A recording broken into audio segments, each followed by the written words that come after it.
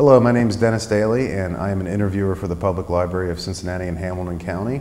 And today I have the great privilege and honor of interviewing Mr. Lloyd Lachtrupp on September the 6th, 2007.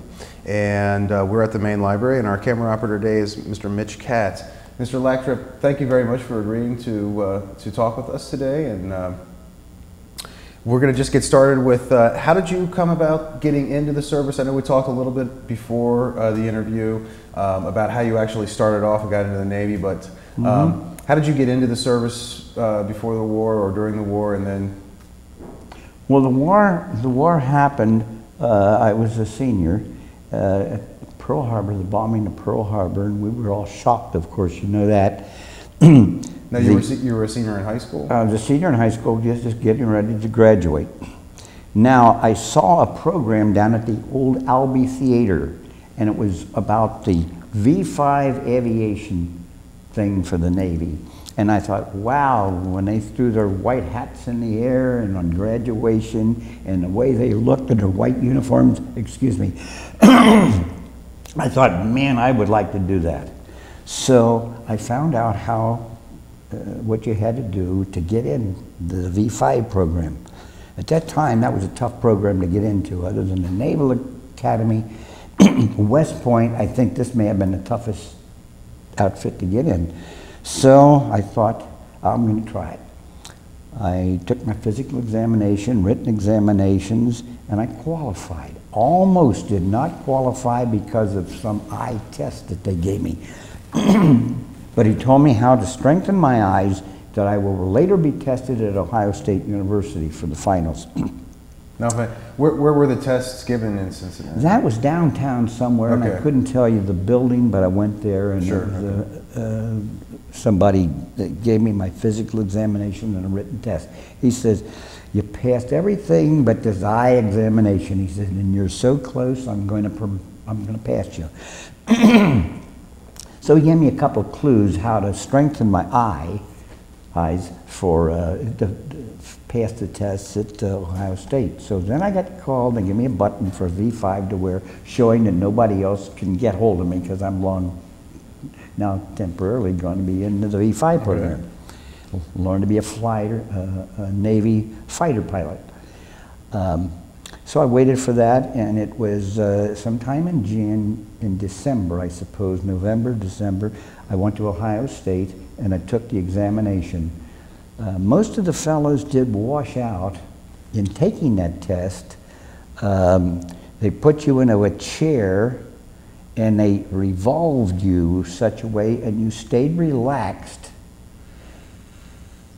and closed your eyes, and they tumbled you in this, it was like a barber chair. And then he says, now stay relaxed and open your eyes and come up slowly. And I came up slowly, and he says, now open your eyes. And I was leaning way to my right, and I thought, oh, did I mess this up? I straightened up.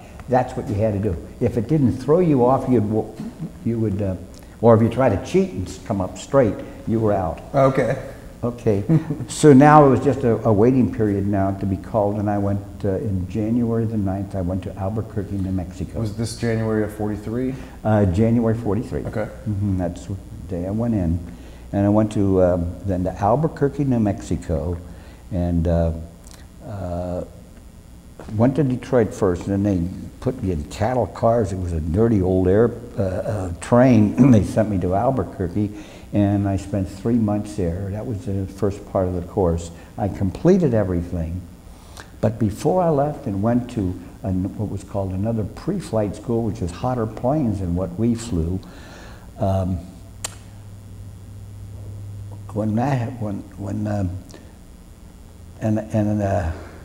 that happen? Well, they give me my test, and I washed out because I had an eye strain. And then I went out to California. Now, did you actually fly in Albuquerque? Had you worked there? I did, yes. Okay. I probably had about 30 hours of solo time. It was in a Taylor craft, which was a top speed on a Taylor craft, wide open, probably was about 110 miles an hour. Okay. But you did acrobatics, you did straight-turn precision spins and lazy eights and things like that. And yes, that was a wonderful experience. So then, when you were getting ready to go to your next flight school, which would have been, like you said, different planes, hotter planes, that's when they discovered your eye strain. And they told you, now why was that going to be a problem? I know you had mentioned that earlier. Well, I was going to be landing on aircraft carriers, and they told me that this was at Albuquerque the last day when they called me in and says, you did fail that test, and I think you're better off not going through because we're going to save your life. We don't want you trying to land on aircraft carriers with an eye strain. Okay. And then I went out because I completed everything and my reservations was already made for me, and I got out to California. And then I saw a first lieutenant called me into his office and told me all the great opportunities that I would have in the Navy with the experience that I had now. And he told me I was not going to go to boot camp. And I thought, well, I don't know what boot camp is. I didn't know anything about the Navy. But he says, and I'm also going to give you a promotion. Now, this is a joke, because he was going to promote me to Seaman Second. Now, you can't get much lower than Seaman Second. And he was going to promote me. And I thought, I better join this before he changes his mind. Okay, and that's how I got into the regular, well, that's how I got into the Navy. Okay. And then were you immediately assigned to a ship after you got in, or? 3 days later, I'm aboard the Pennsylvania, USS Pennsylvania. That's interesting. I know that we've talked to several gentlemen who were in the Navy, and they talk about boot camp, and they talk about the training they got at boot camp. Did you have to then, when you got aboard ship, sort of have a quick training course on where your assignment was going to be, or had you had the training? It was rather embarrassing because I didn't have any of that. I called I called it a floor instead of a deck. I called it a wall instead of a bulkhead. I called it the men's restroom instead of the head. And so I learned the hard way. Things I was supposed to have. And I never will forget the time I had a big boatswain mate, first class boatswain mate, told me to throw a bowline, that's a knot, in this line, this hawser, and put it in something. And I looked at him, I says, what's that? I didn't know. I thought he asked me to go get him a bowl of soup. I didn't know what a hawser was. So did you get a lot of grief from the sailors that were already on ship? No, not really. Okay, not really, because I learned pretty quick that. Excellent. After a couple, because there was some transferred off and some transferred on. Okay. And and where were you, what were your duties assigned when you got onto the Pennsylvania? It was a deck division. The first duty I had, and I didn't do it until I was told to get off my fanny and get a broom in my hand. They said, sweep down all the decks. And I thought, it can't mean me because I have all this opportunity coming from the V5 aviation program. And I'm swinging my foot until a big boatswain mate come over to me and told me to get off my butt and get a broom in my hand. So those are the things that happened to me. But then thank goodness, to this day, I am glad I washed out of the V5 because some of those boys that I knew that made it through boot camp didn't make it home. A lot of them were killed, mostly by accidents. Landing on aircraft carriers and just not supposed to go. I knew someone who was supposed to have been, who I went to school with and made it. He never come home. They never ever found his body. Much like the Glenn Miller story, was supposed to be to a certain area and never showed up. This fellow's never been showed up and never been found. You never know what happened to. So then from California, what happened? Did the Pennsylvania immediately ship out pretty soon after you were there? Or? Yes, I would say we had some. We just went out to the ocean for practice runs and so forth. And our next duty then was the Aleutians. Okay. Which is a fascinating story. Not a lot of people know about that campaign in the war. Could you talk about that a little bit? Yeah. The only thing I remember about that, we got special gear because it's very icy and cold up there, and the spray that you would get from the outside would be very, very cold. We got that, and It was sort of a miserable watch when you had to watch on the outside, but there was not much on the islands to, no combat really. We bombed and bombed and bombed. In fact, that was delayed because it was so foggy, we couldn't even want to land troops on. So there was a delay of about 3 or 4 days before we really landed troops there. Just a little bit of background, the Aleutians are off of the coast of Alaska. Yes, it is. And the Japanese had actually occupied two of the islands? Attu and Kiska. Okay. 2 islands. And so this was in, what time period? That would have been 1943. Let's see, I spent 3 months, January, February, March, April. It was about May. Okay. I don't know for sure, but it seems like it's about May. And it was when spring and summer was supposed to be just coming in, so that's the reason for that. Okay. So you did eventually land troops. Now the Pennsylvania, was that your first experience with supporting a landing, bombing the islands? Yes. You were hitting with your big guns and. Now, where were you on the ship? Were you working one of the guns, or? Yes, I was in the 1st Division. The 1st Division takes care of the starboard side up forward, and the main battery, turret number 1. That's the 3 main big guns. Okay. We had 4 of those divisions. Division 1, 2, 3, and 4. I was in Division 1. We took care of the 14-inch guns as well. Okay. So that you supported those landings, and there was pretty much no resistance by the Japanese? No, once no really much resistance at all.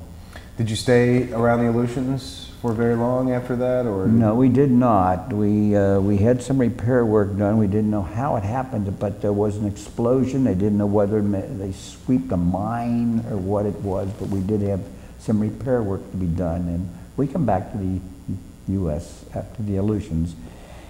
And then after we got back there, then we're preparing now to go to the South Pacific. And the Pennsylvania was in every battle in the South Pacific, every amphibious operation in the South Pacific. Okay. From there on. So what was the first one after you shipped? Now, when you came back, did you come back to California, to Long Beach? We went back to California, and then from there, when we started out, then our home port would have been the Hawaiian Islands, Honolulu, Ford Island. We come back there. To Pearl? Yeah. Okay. Okay, we come back to Pearl. And then when we got out farther, then we went to, I don't know, was that Midway? I think it was Midway. Okay. And that was our home base. Okay. Guam. It was Guam. Then we would come back to Guam and then back out and back to Guam. That was pretty much our... So do you remember what your first action was in the South Pacific? The first landing that you supported there? Well, we had a lot of kamikaze planes. That was a big thing. Okay. And we never was hit by a kamikaze plane. They didn't like to come into and try to get a battle wagon. They couldn't get into a battle wagon. We had too many guns. We protected the other ships. Okay. But they loved to get aircraft carriers. If they could get into the aircraft carriers, because they were also protected by smaller by planes too. Okay. Were you at? Let's see. I'm just trying to think of some off the top of your head. Were you at Tinian? Yes. Saipan? Okay. Yes. And mostly, did you ever get ashore at any of these places yourself, or did you mostly, basically your artillery shelling the Japanese positions, and then when the landings went down, did you then pull back to Guam after the landings went on? Yes, or? Guam then became a naval base. Okay. Also, and we come back there, and I played ball on the Pennsylvania's baseball team, and we were supposed to play Guam Naval Base, who was undefeated because they had Johnny Vandermeer was their pitcher. There was a Lou Riggs and an Enos Slaughter, major leaguers on that team, and we had the opportunity to play them. We had 3 games scheduled for them, and we got, believe it or not, in the South Pacific, we got rained out with all 3 of them. Oh, really? Really disappointing. Yes, you didn't get a whole lot of rain, but when you got a rain, it just came down in buckets, and all 3 times we're getting ready to go over and to play our ball game, and it was washed out. So you never got to face Vandermeer? No, that would have been an experience just to see. Sure, yeah. absolutely. Even if I'd have sat on a bench, that would have been worth it. Because that was after his 2 no-hitters. And Yes, he it had was. the Oh, major he was leagues. the great Johnny Vandermeer at that time. Well, it sounds like you follow baseball a little bit too. Yeah. Okay. And it's different than today. Big sports stars went into the service back then. So. Yes. Oh, absolutely. That was no, World War II was.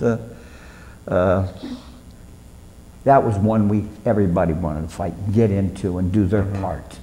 There was no question about that. The women at home done so much. They volunteered for a lot of things. That was an organization, believe me. No, not much like it is today. The USO, or just the organization of the Oh, war just effort? the organization of the war Sure, effort. absolutely. The home front was just done. It was so supportive. Yeah. In fact, some of the boys in the service could do no wrong so far as the people at home.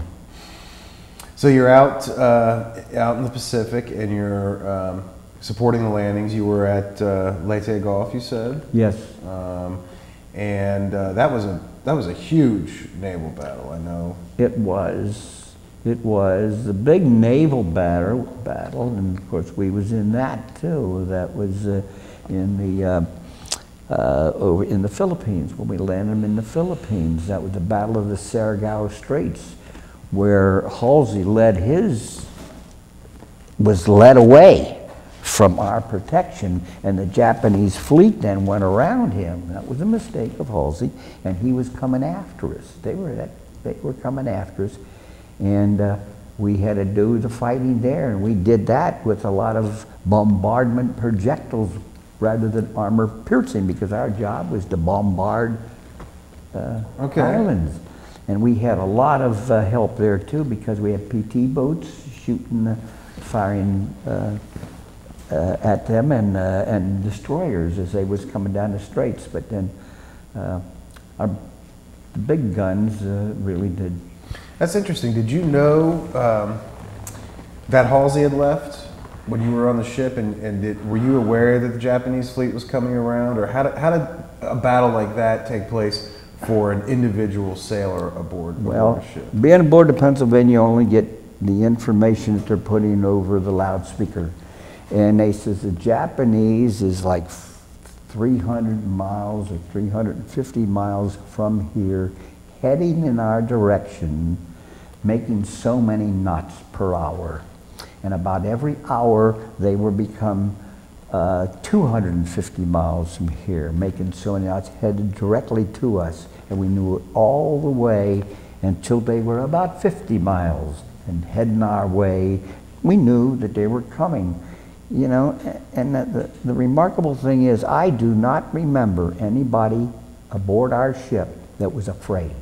The only thing we were thinking is, come on in, let's get this thing over with, and let's get home. That was the main objective. So I can't remember anybody really being scared other than say, come on you guys, let's get it over, let's get on with it. More anticipation and exactly. A little nervousness. And finally, maybe they were, I don't know how far it was, may have been 50 miles in our direction, maybe a little bit more than that, when the battle signal come off and we're supposed to go to our battle stations. Okay. And there it was. And then from there, how was the fire directed off of the ship? Were there orders that came over headphones or loudspeakers, or? No, you felt that. Okay. You could really feel it. That was a great crossing of the enemy T that was supposed to be an admiral's. If he could do that, he really succeeded. And can you imagine a line of ships coming this way, and you cross that T, and when you cross that T, you got all of your fire in that direction. The Japanese coming in a line. What are they going to shoot? So they don't have So you crossed the range. Japanese T at that time? Yes. Okay. And I can't recall that. I think it may have been Admiral Turner, but I do not know which admiral was in charge of that. And as you were working the guns, you're working the batteries, you were just getting, the kind of question I had, you're getting messages from below deck. Weren't there fire operators below deck that were adjusting the, How were you firing on? Well, the I took care of the powder bags that was coming up and put it into the gun. And yeah, down in the handling room, it was called the handling room, they was taking the powder bags and sending it up, and then we had other guys that took care and was also sending up the projectiles. They're very heavy, and they knew how to roll them and put them on the lift and brought them up. And then the powder cans would come to us, and then we would roll the bags out to those in that part of the turret. Okay. And they loaded the guns from there, and we had all of those was all flash-proof dorms that separated one section into another section in case of a powder bag blowing up, that it didn't spread all through the turret.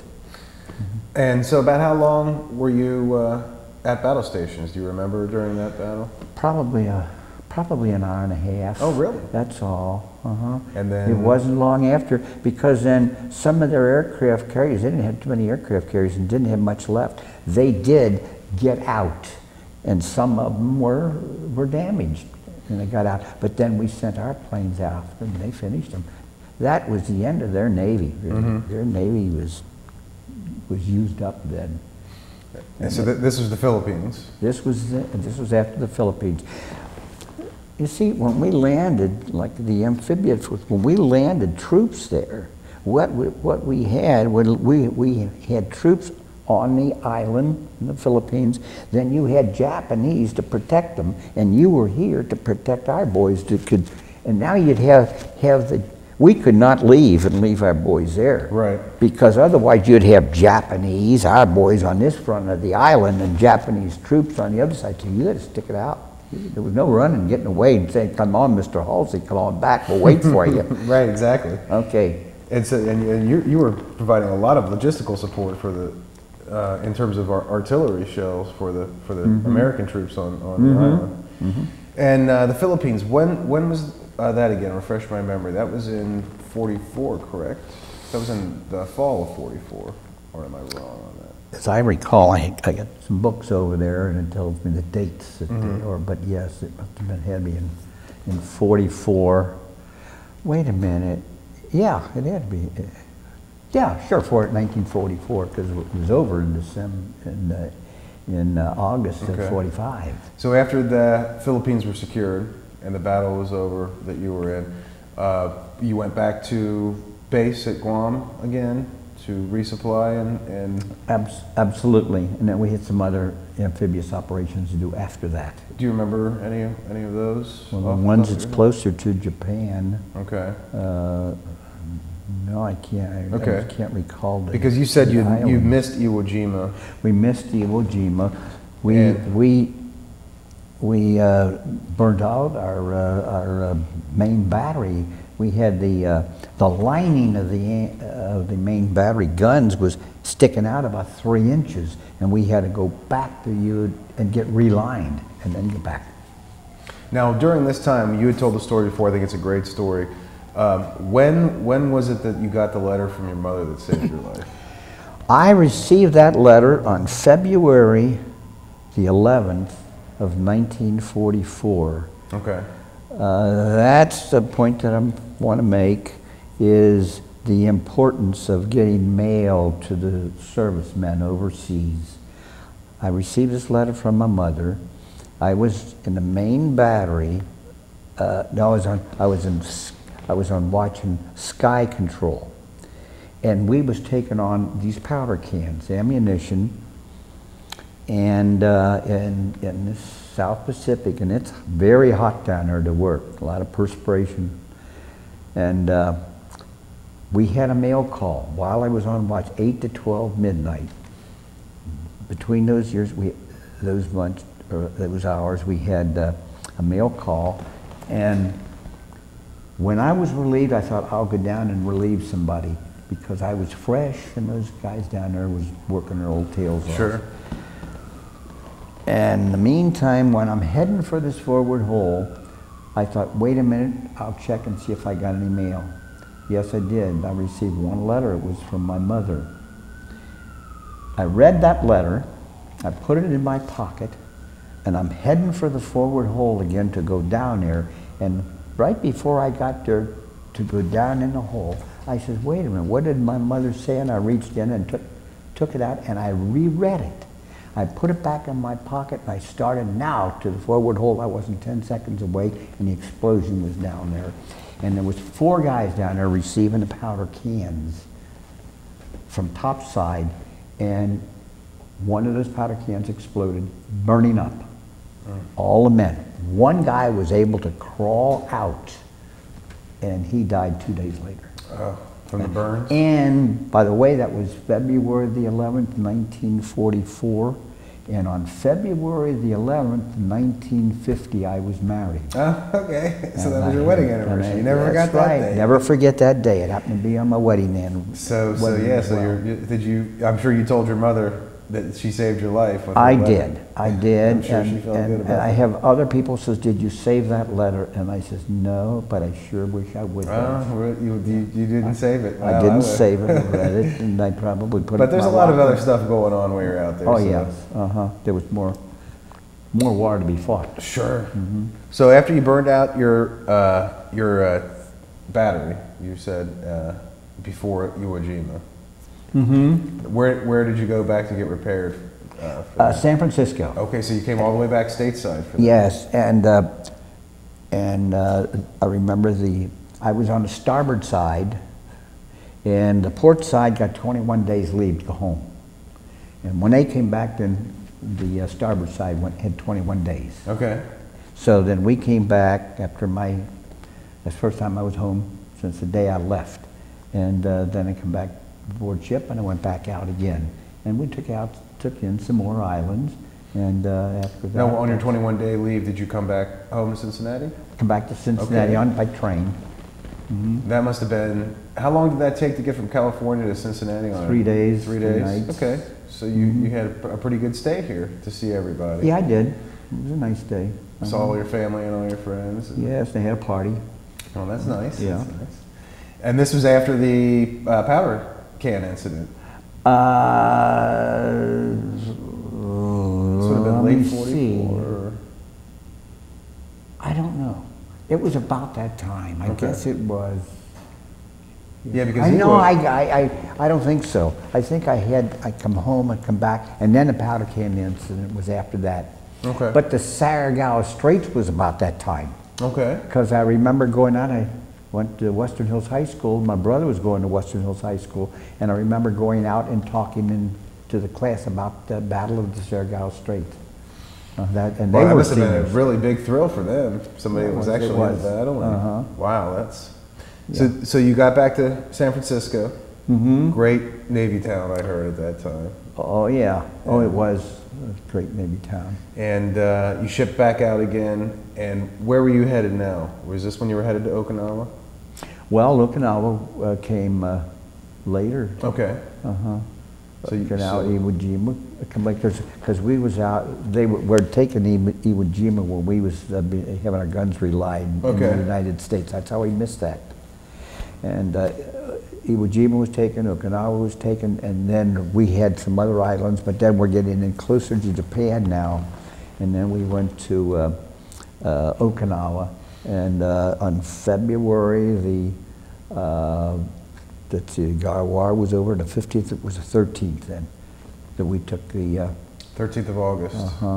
And so this was after the bombs had been dropped. Oh yes. Tell us about that real quick before we get into this other story, which I think is very fascinating. Do you remember where you were when you heard the bombs were dropped? Were you aboard ship? Yes, I was aboard ship. And we sure thanked Truman. Truman was our hero. I don't care if he was Republican, Democrat, or who you were. Truman was our hero. Now, did they come over about loudspeakers on ship to say that they dropped this bomb? Yes. Yes. And of course, nobody really knew what it was or what it meant. But we believed them because they said, "Yeah, we."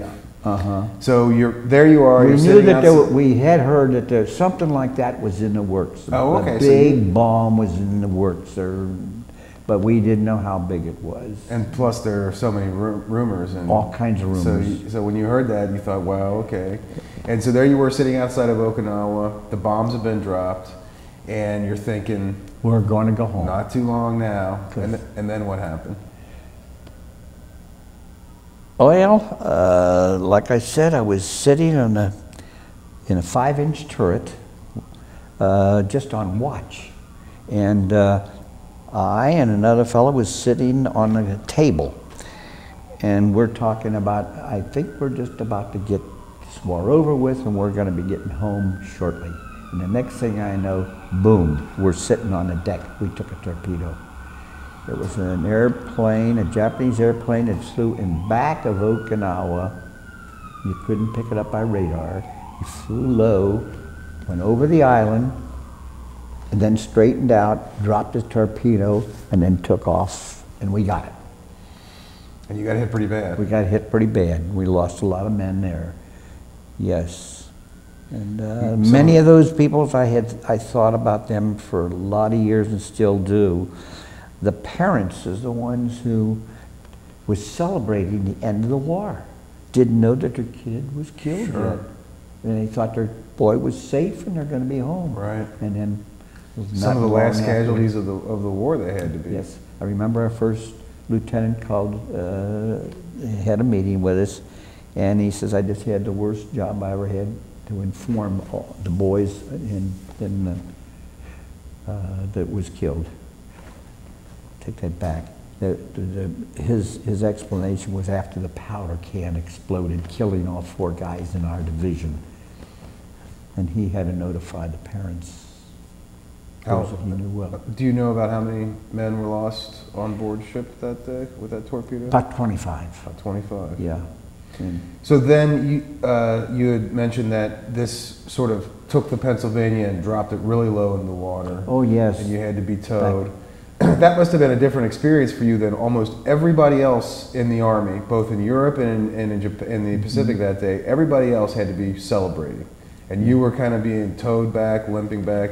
Was there a kind of a sort of a darker, more somber feeling aboard ship then than what you think everybody else was doing celebration-wise? Well, I'll tell you, I thought we was going to lose our ship because our fantail back in the ship that when we took that torpedo was very low. It was no more than about a foot above the waterline.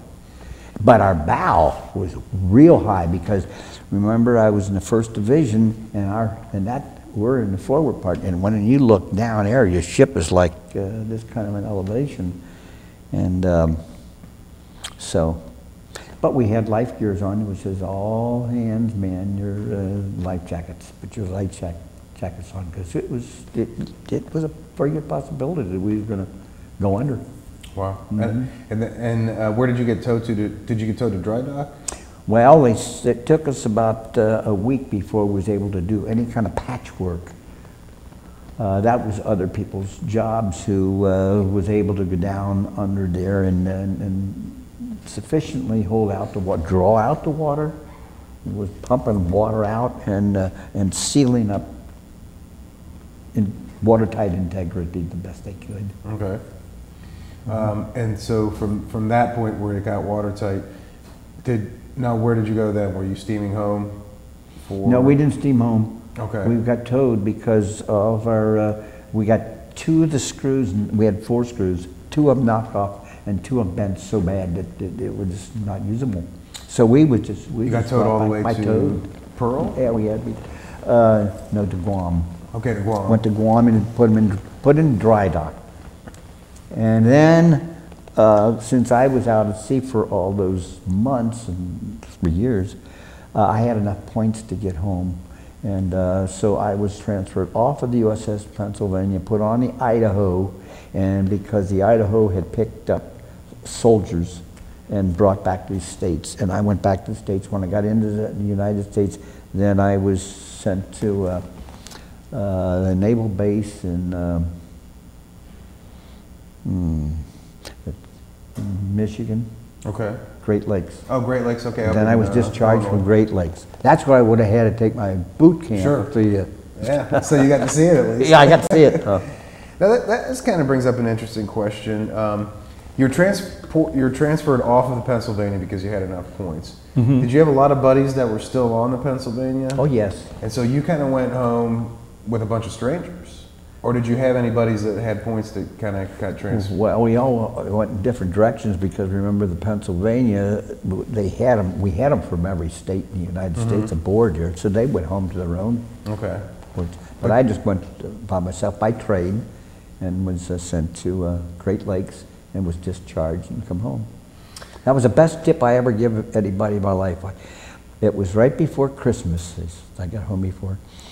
And I got a cab because I didn't let my parents know that I'm coming in. I wanted to surprise them. They were putting up a Christmas tree, and I jumped out of the cab. I paid my fee, give him a tip. At that time, maybe $1, you know, tip for coming home, because that was a lot of money in those days. Absolutely. I got out, and lo and behold, I left my my papers, discharge papers, on the seat of the taxi cab.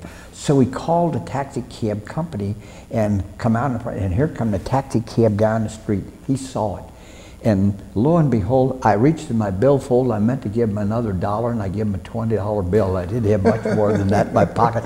But I went to the wrong part of my billfold and gave him a 20, and he was gone. Best tip I ever gave anybody in my life. Yeah, he probably only made $40 a week himself, and I gave him. Well, it was worth it to get your discharge papers back. So you're back for Christmas, and real quick before we go on, how are we doing on time? Good. You did have a celebrity that served on ship with you, but yes. It was before he was a celebrity. Yes, and I didn't know that at all. Johnny Carson. He was come in aboard ship. He was maybe aboard ship a year and a half or something like that before the war was over, because he's younger. Got out of high school, and he was called what is called a 90-day wonder. 90-day wonder. It took 90 days, and then he got his commission of an ensign. And I remember playing checkers, and I was pretty good in checkers. I could beat most anybody most of the time. And there was some young ensign who I could not beat. Boy, he was clever. And I often thought when I found out that it was Johnny Carson, I was wondering if it was him, but I don't know. Never found out for sure. Never found out for sure. Yeah. So that's fascinating. So you're out now, and what kind of happened after the war? Where did you go from there? Did you use the GI Bill to go back to school, or did you start working? use the GI Bill, and just for getting certain classes. Okay. Yeah, I took a lot of little psychology, business psychology, and that type of thing, just pertained to the type of work that I might be doing at that time. And yes, I loved sports, and I played on a softball team. It was a club that I wanted to get, would have loved to have got in before the war was over, because most of those guys was a year and 2 years older than I was. And they played for Cincinnati and Hamilton County championships before I went in. Then I come back and somebody says, "How would you like to get in the Top Notcher Club?" And I just love it. And I played ball with them, and yes, we did win the Cincinnati Major Fast Pitch Softball League 3 years in a row. Okay. And the Price Hill League, we got in that. We won that 3 times in a row, and every time we was in a tournament, we won that. And we went to the finals twice of the Hamilton County. If you won the Hamilton County, you went to the Nationals. So I played with a pretty good team. Sure, absolutely. Great bunch of guys. Yeah. And you got married on February 11th, 1950. A 1950, good memory you have. Well, you have even better memory. Yeah. And did you have a family? Yes, I had 4. Okay. And that which I wrote in an article I wrote in that book said that I also had 4 children, and otherwise those 4 kids wouldn't have been born. That's true. If it hadn't been for that letter from home. And what part of town? I'm taking you lived on the west side of town. The west side of town. Okay. For all those years, yes. And then I got into a small company called Esco Coffee Company, and I supervised routes there, and also bought some stock in there, which I lost money. And then I went to Indianapolis and managed the brands for Cook Coffee Company. And Indianapolis is a branch manager. We had 17 routes in Kokomo and Anderson and Lafayette and several places around the Indiana area. I was there for 5 years. And they wanted to transfer managers about every 3 years. And they wanted to transfer me to Davenport, Iowa. And I says, I think it's high time I get home because my daughter is going to be starting high school, and I didn't want to drop off a child in every state or wherever. So I come home and got into the insurance business, and I was 19 years with Metropolitan as an agent and also sales manager. And that's where I retired. And so you had a wonderful life after I had the war? a great wife. I lost my wife. What a wonderful wife and mother she was after 39 years. I married her in 1950, and she passed away in 1989. Okay. Now I do date a very nice lady who I met, and she's a little younger than I am, but she was married in 1950. Okay, same year. And her husband died in 1989. Oh, really? My wife died in November of 1989, and her husband died in December of 1989. Oh, wow. And when I found out, she also plays golf. I play golf. And when we found out about the date of her husband and the date of my wife, I says, and it took us 10 months to get our first kid. And that was a daughter, and she says it took me 10 months to the day to have her first, which was a son. That's great.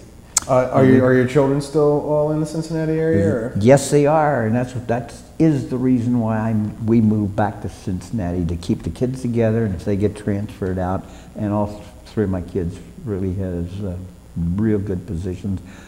My daughter retired when she was 57 years old, and she's been retired now, no, 55, and she's 57 now, and she was one step away from being superintendent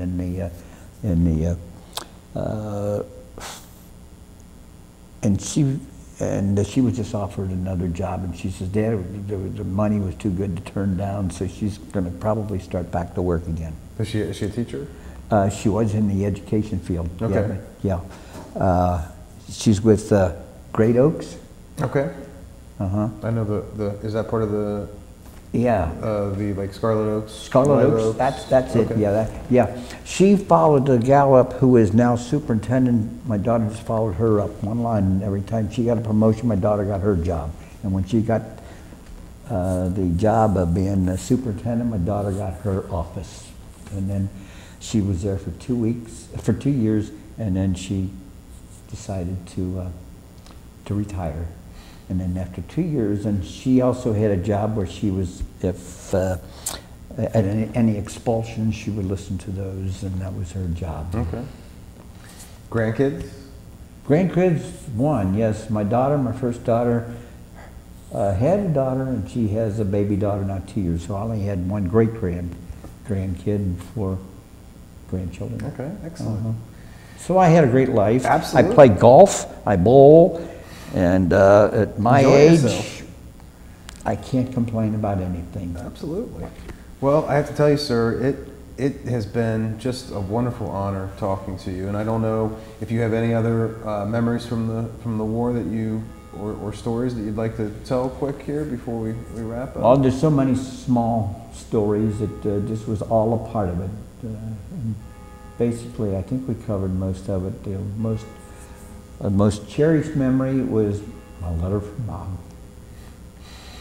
Okay, well, I very much thank you. It was a pleasure and an honor. And thank you. Was I supposed to keep a cap on or keep it off? That's perfect. It looks okay. All right, thanks a lot.